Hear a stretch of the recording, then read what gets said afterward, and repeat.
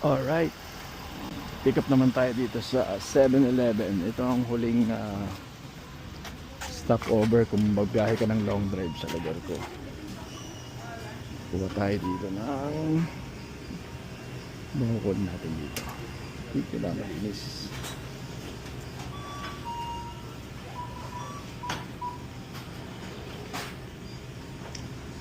Kailangan malinis ang pagkain.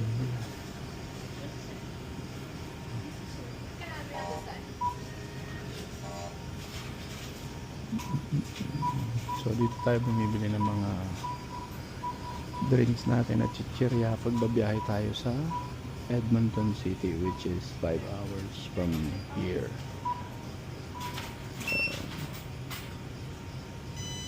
Busy sila, busy. Busy sila, busy.